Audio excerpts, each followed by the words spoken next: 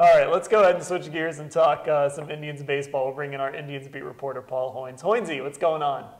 Hi, guys. How you doing today? We're doing well, Paul, and this Indians season, it's been strange, to say the least. They're getting closer and closer to 500, and a lot of that has to do with Francisco Lindor. When this season is over, it's going to be a question to ask, so let's just do it now. Did the Indians wait too long to call Lindor up? You know, that's a great question, and you know, I'm always of the opinion that, you know, especially with a young guy, you probably benefit the longer he can play at AAA. You know, the better off he's going to be. And, you know, the fact that he hadn't, you know, he didn't even play, you know, I don't know if he even played a half a season at AAA, counting last year and this year, maybe just around a half a season. But, you know, the facts are facts. He's playing better in the big leagues than he did at Columbus this year. And maybe he was just bored. I don't know, but this guy is doing, you know, he's doing a lot of great things. You know, I think from a developmental point, the Indians, I don't think they did anything wrong. I think the money, the timing on it, you know, the arbitration years, I think that played a part in it. But you know, from a win-loss standpoint, he's certainly invigorated the club, and it would have been interesting to see if they would have brought him up a month before they did. Where'd they be right now? Hoynes, do I have this right? He's missed 61 games so far this year with the Indians. Is that right? I'm sorry. Yeah, 61. I think you're right. Okay, so despite the fact that he has missed 61 games here in the bigs, he has elevated himself into the conversation for AL Rookie of the Year with Correa from Houston. Who would you say has the edge right now, Hoynesy? You know, there's a guy in Oakland that I think people are forgetting. Billy Burns has been up all year. And he's the last time I checked, he was hitting just about 290. He's playing every day. So I don't think that guy can be overlooked as well. But it just from Lindor and Correa, you know, I've got a Rookie of the Year vote. So it's, you know, the way I look at it is Correa has come up. He's hit in the middle of the lineup for a contending team, a first-place team. You know, they put the weight right on him, and he's produced.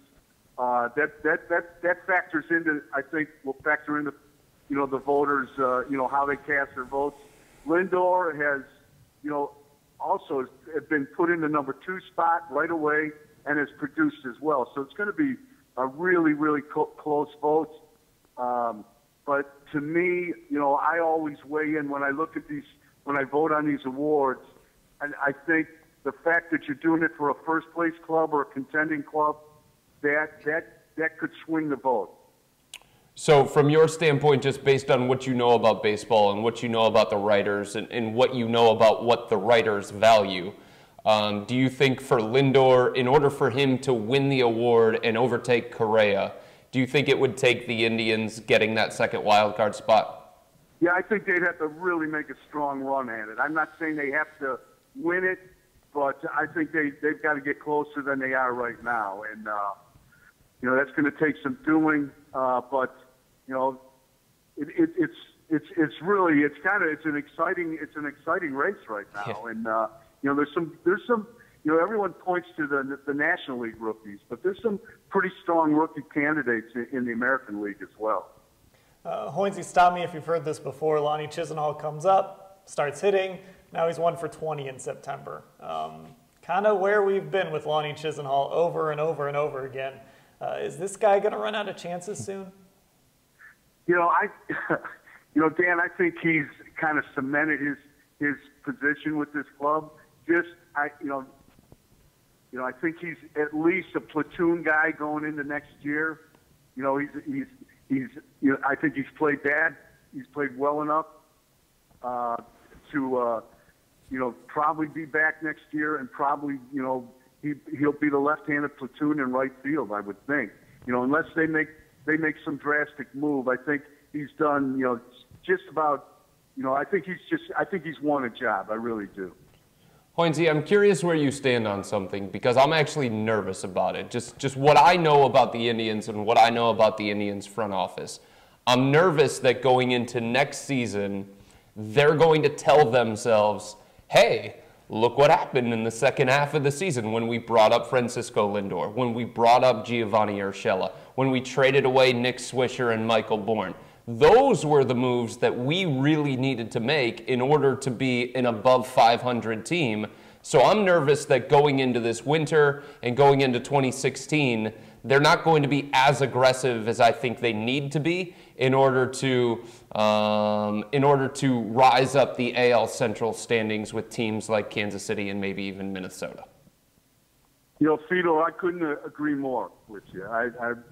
You know, if they do that, they're fooling themselves, and I think that would be a big mistake on this front office's part. My question is, do they have the wherewithal? Or will ownership give them the green light to be aggressive? You know, outside of making a trade or outside of, you know, free agent bottom feeding. That's the question. But, you know, I think they're smart enough to know that when they traded Bourne and Swisher and Murphy and Moss, you know, the white flag went up. Yeah. And when the white flag goes up, the pressure releases. You know, these guys know, hey, front office gave up.